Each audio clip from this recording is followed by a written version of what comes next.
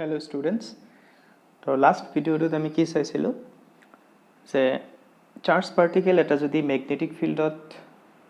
move কৰি থাকে তেনেহলে তাৰ ওপৰত ম্যাগনেটিক ফিল্ড এটা কি দিয়ে ফোৰ্স দিয়ে যদিহে ভেলোসিটি আৰু ফিল্ডৰ ডাইৰেকশন প্যাৰালেল নাইবা এন্টি প্যাৰালেল নহয় আজি আমি চাম যে যদি ম্যাগনেটিক ফিল্ডত আমি এটা কন্ডাক্টৰ ৰাখো আৰু সেই কন্ডাক্টৰৰ মাজে যদি কাৰেন্ট গৈ থাকে তেনেহলে কি হ'ব তো ধৰা এটো এটা কন্ডাক্টৰটোৰ লেংথ আমি লৈছো L আৰু ক্ৰস সেকশনাল এৰিয়া আমি লৈছো A আৰু ধৰা এইটো ডাইৰেকশনত কারেন্ট ফ্লো হৈ আছে I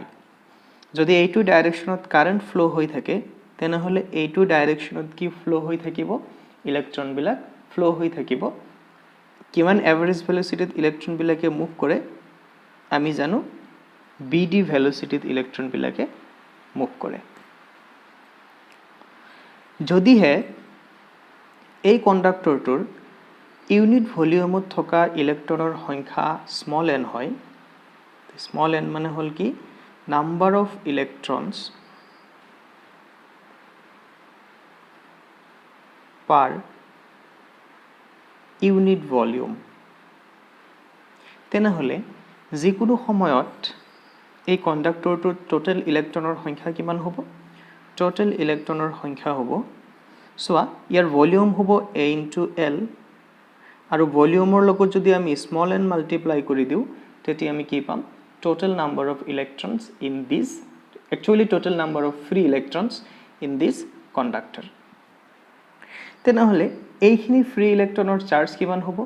এইখিনি ফ্ৰি ইলেক্ট্ৰনৰ যদি আমি চাৰ্জ উলিয়াব বিচাৰো তেনেহলে ইয়াৰ লগত আমি মাল্টিপ্লাই কৰিব লাগিব চার্জ অফ দা ইলেক্ট্রন বা চার্জ অফ ওয়ান ইলেক্ট্রন হয়নে so NaLe this is the total charge moving in this conductor কথাখিনি ক্লিয়ার হইছে ওকে এটি আমি লৰেঞ্জৰ যেটো ফৰ্মুলা আছিল ফোৰ্স উলিওয়া ম্যাগনেটিক ফোৰ্স উলিওয়া সেই ফৰ্মুলাৰ পৰা আমি ফোৰ্স কিমান পাম তেনেহলে এই গুটেই কেটা ইলেক্ট্ৰনত কিমানখিনি ফোৰ্সে ক্ৰিয়া কৰিব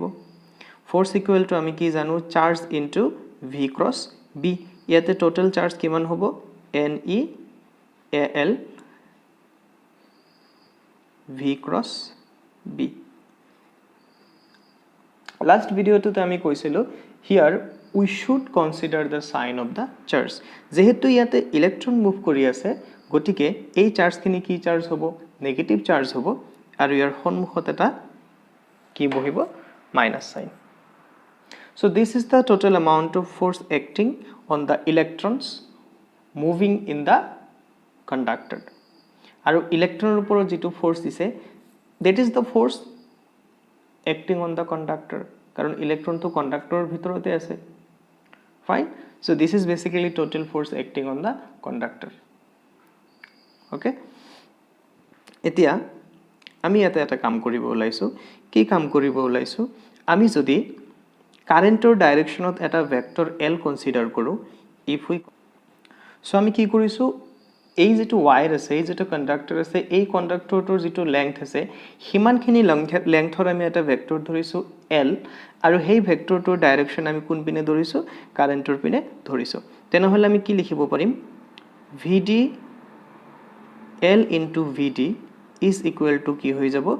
minus VD into L তো সোয়া L into VD আৰু VD into L দুইটা ভেক্টৰৰ ম্যাগনিটিউড কি আছে সেম আছে দুইটা ভেক্টৰৰ ম্যাগনিটিউড কিমান L into VD but they are in the opposite directions আমি কেনেকৈ গম পালো তেওঁলোক অপোজিট ডাইৰেকশনত হয় because সোয়া VD ৰ ডাইৰেকশন কোন পিনে আছে কাৰেন্টৰ অপোজিট দিশত আছে আৰু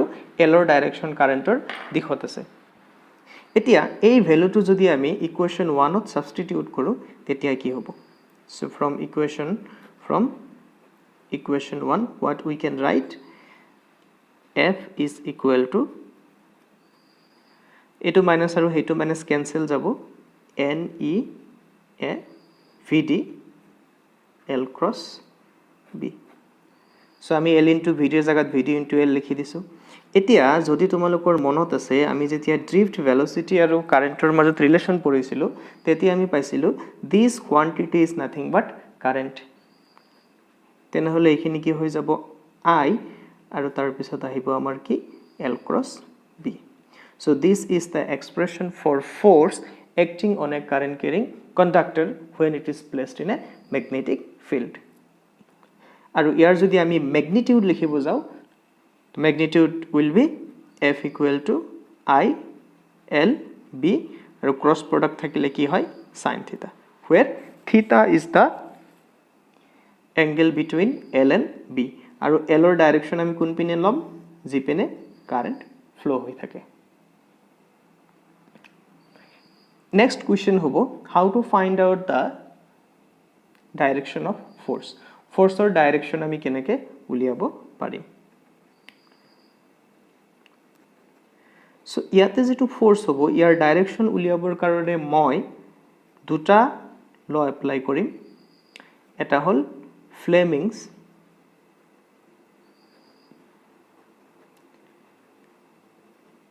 লেফট হ্যান্ড ৰুল আৰু এটা rule hall right hand palm rule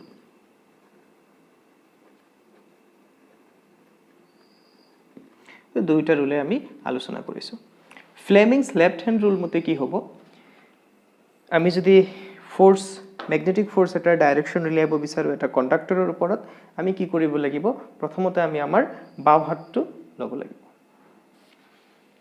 okay so we have to take our left hand আমি এনেকে আমাৰ এই তিনিটা আঙুলি লব লাগিব আঙুলিকেইটা আমি এনেকে লম যেটো আমাৰ ফোৰ ফিংগাৰ আছে বা তৰ্জনী আঙুলি আছে এই আঙুলিটো লব আমি এই আঙুলিটো আমি লব লাগিব ম্যাগনেটিক ফিল্ডৰ ডাইৰেকশনত এটো লব লাগিব কাৰেন্টৰ ডাইৰেকশনত তেতিয়া আমাৰ যেটো থাম্ব আছে থাম্বে বুজাব ডাইৰেকশন অফ দা ফোৰ্স আকো কৈছো